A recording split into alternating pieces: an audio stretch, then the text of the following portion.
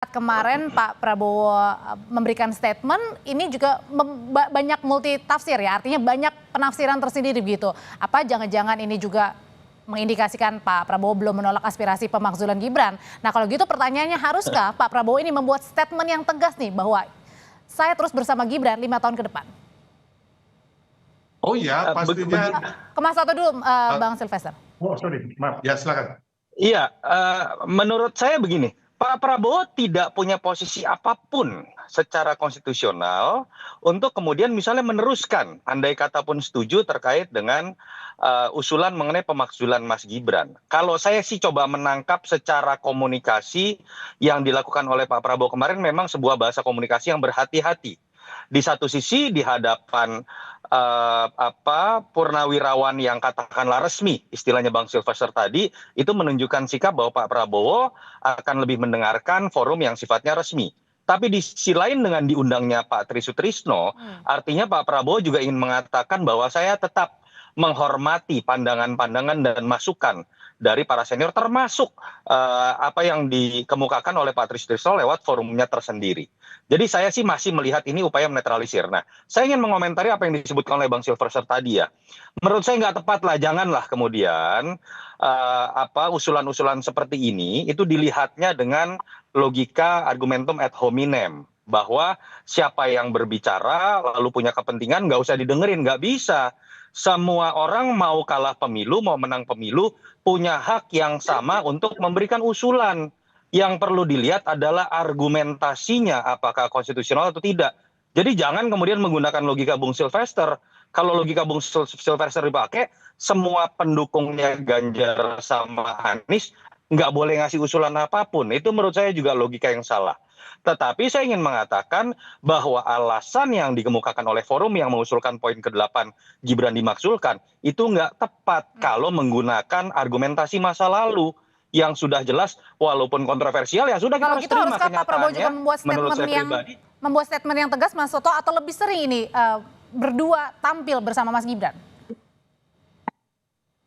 Nggak perlu lah menurut saya kemudian jadi drama-drama harus sering tampil bersama-sama. Poin yang Pak Prabowo jalankan saja fungsinya, Mas Gibran jalankan saja fungsinya, sehingga keduanya itu tidak kemudian melanggar apa yang disebutkan di pasal 7 AUD 45, sehingga kemudian bisa jauh dari yang namanya pemakzulan. Saya juga tidak sepakat kalau pemakzulan didasarkan pada sebuah tekanan politik siapapun itu, mau militer ataupun sipil. Tapi ada poin penting, Audrey, yang ingin saya ingatkan. Kenapa sih keributan ini terjadi? Bukan hanya ini loh, ini kan rentetan dari isu matahari kembar, isu mengenai cawe-cawe, isu bagaimana positioning dari Pak Jokowi. Ini kan bermula bahwa betul Mas Gibran sah secara konstitusional, secara prosedural, tapi ini kan bermula dari kontroversi yang sampai sekarang saya ingin mengatakan walaupun sah tapi secara substansi demokrasi, majunya Gibran itu bermasalah dalam konteks etika demokrasi, sehingga kemudian ketika keberlanjutan diartikan sebagai harus menitipkan anaknya mantan presiden, yang terjadi adalah situasi sekarang. Ada ketakutan dari pendukung Prabowo atau masyarakat, diatur-atur nggak nih sama presiden sebelum? Ada nggak cawe-cawe dari presiden sebelum? Artinya Mas masih Gibran ada lebih loyal kepada kegelisahan mungkin di bapaknya atau sini. Prabowo?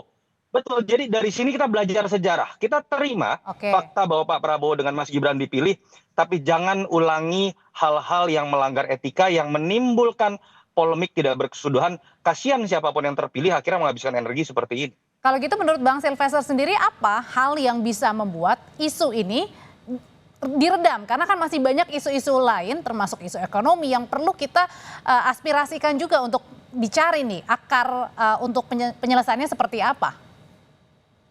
Ya, jadi intinya sih memang kita menghargai semua kritik, semua pendapat. Siapa sih yang nggak menghargai? Kita negara demokrasi, siapapun boleh berbicara. Tapi kan intinya bahwa jangan sampai kritikan ini hanya buat mengadu domba. Itu loh, intinya itu. Ya, jangan sampai membuat kegaduhan. Kan kita sekarang udah gaduh nih. Gara-gara para pensiunan jenderal ini yang menurut saya ya kan memberikan poin-poin itu dibangun tidak berdasarkan fakta-fakta hukum gitu loh. Konstitusi kita yang baik itu bagaimana ya kan?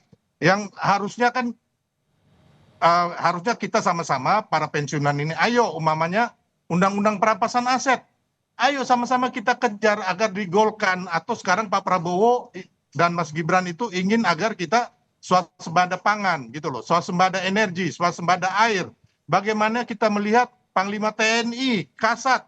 Saya pernah ke kantornya Kasat, beliau menunjukkan ini loh Bang, kami punya pompa Kalau air. tadi dibilang Ya, Mas kami Toto bilang turun ke mungkin sawah. ada kegelisahan, ada kegelisahan Ya. mungkin yang dirasakan. Kegelisahan apa? Udahlah, udah kalah pilpres, ya udah nanti bertarung lagi di 2029. Nah, Gampang itu kok. menurut Tapi kalau itu mau menurut saya nggak tepat.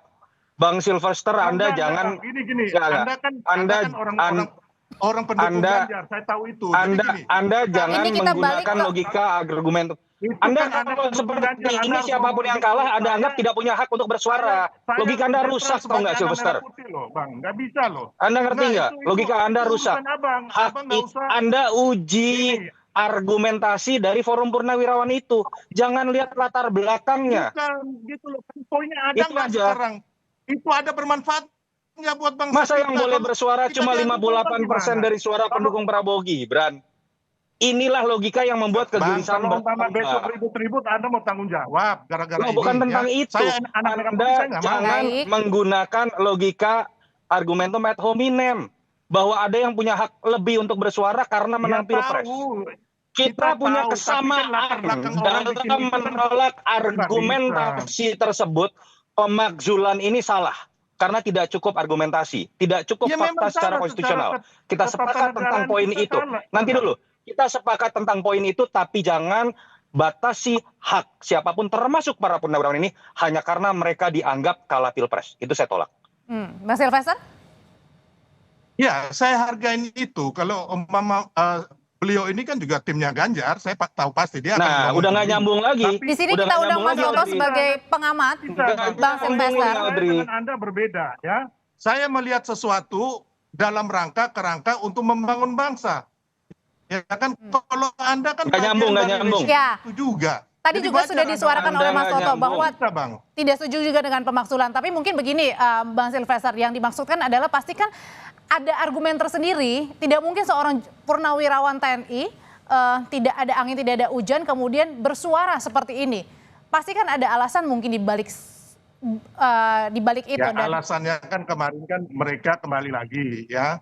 Ya, mereka kemarin juga tanggal 19 Maret 2024 ke KPU itu Pak Soeharto dan Sunarto itu memprotes bahwa Pilpres itu curang.